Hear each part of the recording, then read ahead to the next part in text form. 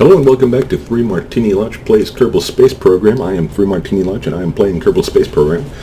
This is episode 2 of the Better Than Starting Manned Career Mode Challenge series, in which I participate in the Better Than Starting Manned Career Mode Challenge, started by Death Engineering in the KSP forums. There's a link to it in the show description. Anyways, we left off last time with me right here just having purchased this technology. And if you recall, there are sub-challenges within the major challenge, one of which being that if I collect collect science from 3 biomes with Tier 3 science, that would be this graviola detector, on my first launch after getting Tier 3 science, that I would get I'd get the challenge. And actually, there's a tell here. If you look up here, I've got plenty of science to buy 2 of these. I actually already ran the mission and came back to do the beginning of the video, so we're doing things in reverse order. But anyway, so I think I'm going to be able to, I found a way to get low space science and thus be able to buy these 2 items for my first Tier 3 purchases, and thus be able to complete that sub-challenge. So let's get into the VAB, and I'll show you the ships I'm going to launch. And I know I'm going to be these 2 missions. I might do a third, because these are going to be post-commentary missions. I got low space 1, and this is just getting temperature data from low space, and from space near Kerbin. You'll see it's got no batteries on it, and it's only got the 2 thermometers to keep everything balanced. Now, I tried a number of times with that barometric pressure measure, and I just couldn't do it. It needs battery power to work. But I took a look, and they were way the same. So I went ahead and sorry about that. So I went ahead and mounted the battery on one side and then the pressure thing on the other. I should have done it the other way around, and I guess it would have made it a little bit easier. But let's stop doing that. There we go. So it's you notice it's virtually identical to the ship that I launched last episode, and that's why there's going to be post commentary and just trimmed down to the bare minimum so we can get on to another mission. So let's get on to the launch pad and launch us a couple of missions. Alright, and we're going to get through this very quickly. There's the ship taking off. This is going to be much faster than my normal launches. I mean, you basically saw this ship perform in real time last episode. Go ahead and do the staging, do some more staging, and the fuel runs out. Oop, nope, it doesn't run out yet. There we go, fuel running out, and then I'm getting up to 78,000 meters on this one. Go ahead and get up to the necessary altitude, grab out the temperature in low orbit, and I think that was 8 points, twice as much as it was for the atmosphere. And we go ahead and launch the, basically the same ship again as the one with the barometric pressure thing. The barometric pressure thing's quite a bit heavier, so I barely make it up to 70,000 meters. Fortunately, space starts around 69,200 meters, something like that. 69.4, I'm not sure exactly. So I'm able to get the barometric pressure data and go ahead and Kersplammo, and I go ahead and do that, cut that back to real time for all the glory and majestic beauty of the explosion. So let's go get back into the VAB, and I'll show you the ship for the next mission.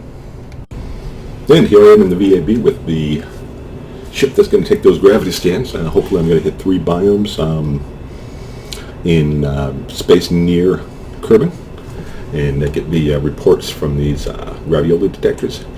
The graviola detector reports take a lot. There's a lot of MITs, or whatever those things are called.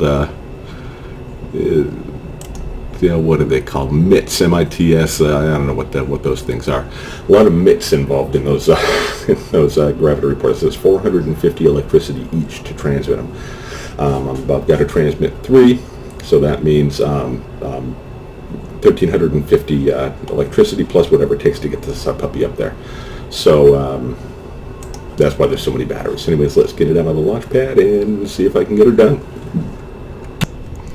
And here we are on the launch pad.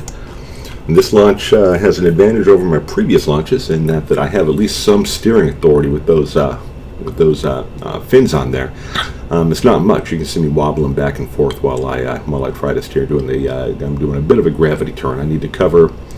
The name of the sub-challenge is Biome Hunter 1, and I need to get Tier 3 science from 3 different biomes on my first launch with science from Tier 3. And that's exactly what this is. And I do manage to get up to 110 kilometer apoapsis. I get the highlands, the mountains, and then the grasslands. So I go ahead and satisfy the sub-challenge, and we'll go ahead and bring that down to a crash. It's on the ocean, so it's not that spectacular, but we'll take a look at it anyways. I don't bother setting it up for real time. And no splash. There it is. So let's get into the R&D building and see what I buy. And here I am back in the R&D building, and there is another sub-challenge called Taking It Slow that I have to unlock all Tier 3 science before unlocking any Tier 4, so I'm going to go ahead and do that. This gives me a non-pressurized cockpit, and it has SAS, which is nice. I can send it up without any Kerbals in it, and put one of the core probes on there and recover it. We also have have a parachute, so I can recover if I do send Kerbals up. So I'm going to grab that one.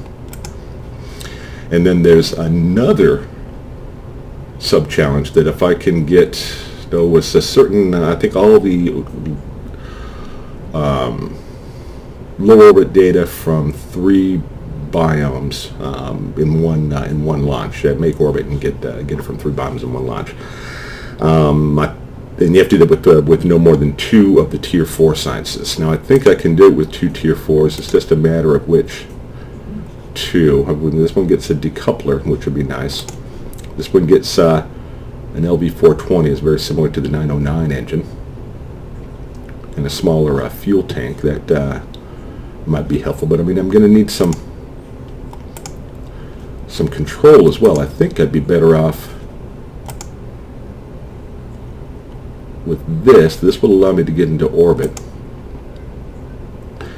This has bigger batteries and a goo canister. Of course, if I get that goo canister, now it's all. Yeah, I forgot which science I had to get. I don't know if I have to get the goo canister science to get part of that biome or not. But it comes with a pressurized cockpit and a larger battery. This is tough. I'm only going to be able to get one of these now, but I can go back and do some other. Well, if I can only get one, maybe I should get.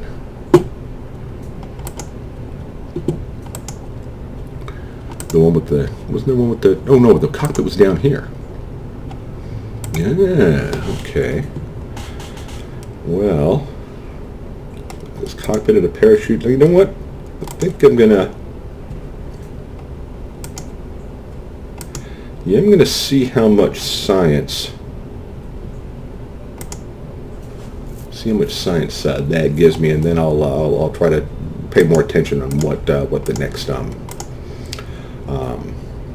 the next sub-challenge is, if I have to, what science I have to acquire to qualify for it.